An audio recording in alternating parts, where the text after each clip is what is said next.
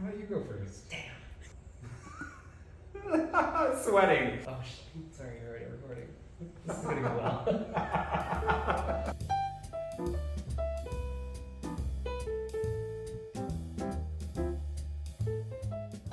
Hi, I'm Bryan Banville. My pronouns are he, him, and I play Trevor in Midnight at the Never Get. I'm Cody Bianchi. My pronouns are they, them, he, and I played the pianist, or Arthur, in Midnight at the Never Get. Do you want to describe the pianist first? Woof, yeah. Arthur is a writer. He is dedicated to fighting for what he believes in his own way. He believes that Trevor and him can change the world through their love, and isn't quite as outspoken with it, has definitely faced the trials of the 1950s, of just you can't really be out, and discovering how he feels about Trevor and this whole journey of career and relationship. Trevor is one of my favorite types of characters to play. Trevor has a lot of passion. He is a singer. He comes to New York City to try to make a career out of singing and meets Arthur, who is a songwriter, and has this wonderful love story starts to unfold. You start to realize that Trevor, like most of us, is a flawed human being and trying to find himself through this process as much as he can. Relying on someone else, I think, is a big part of what Trevor goes through. Really making sure that and then how does he balance that with identifying his own individuality, I think, is really important in the story. So for Trevor, it's about how do you balance those two things of really needing and wanting someone, as well as how do you be your own person. Yeah, so the play is set in the 1960s in New York, in and around Greenwich Village, and I think there was such an interesting thing happening. Trevor even talks about it in the play. He talks about that 1965 was a New York election year, and what happened when, I think the line goes, the politicians decided to follow through on their campaign promises. And what that meant for individuals who were a part of the gay community, we refer to as LGBTQ community today, and so it's there are parts of this play that are very raw and very directly speak to what was going on during that time. Knowing what's going on today, I think, is equally challenging to see how little has changed.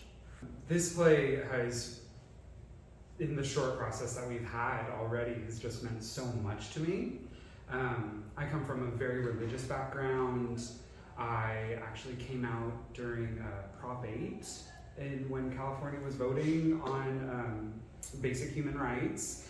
And so now exploring this character who is dealing with this internalized homophobia and just the fear of being out in the 60s, where there was police brutality just for being who you are, and picking up a gentleman at a bar is a very dangerous thing that you can do.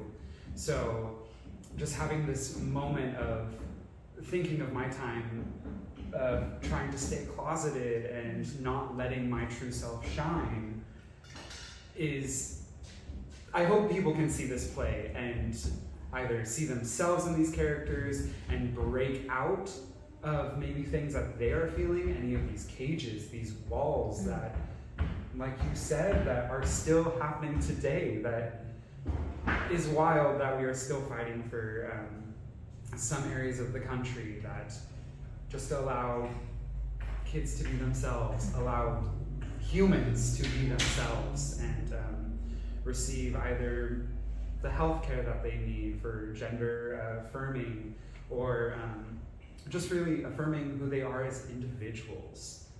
So it's wonderful to explore this and, I mean, really draw on those past experiences. That has been wonderful to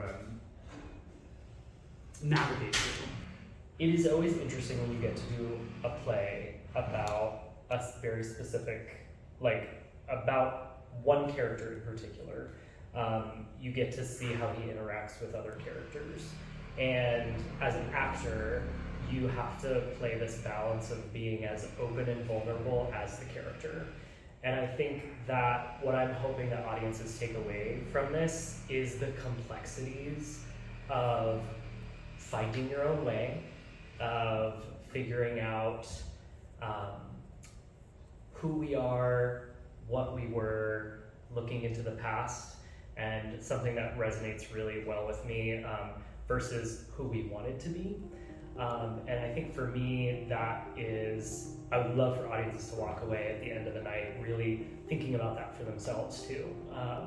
The conceit of the play, I think, will open up a lot of conversations if folks can talk about it. We don't want to give it all away, but it's already opened conversations at my home with friends about how you would tackle the things that happen in the play.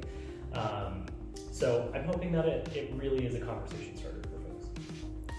I have a favorite line in the show that is, we can't let the world shape our love, we have to share our love and let it shape the world, which is just a gift that I hope we give every audience member that comes in to see this play, that even with the terrible, terrible things happening, and when you can feel oppressed and just forced into your own little box, that we can't let the world shape that. That as long as we're just living our true authentic selves and we are getting that freedom, more and more, and fighting for that's when we're really able to just let our love create the path that we need, rather than the opposite. And doing that through community too, I think is a big thing that comes through the end of the play too, that you don't have to do it all by yourself. And that there is community out there for you, even when you don't see it.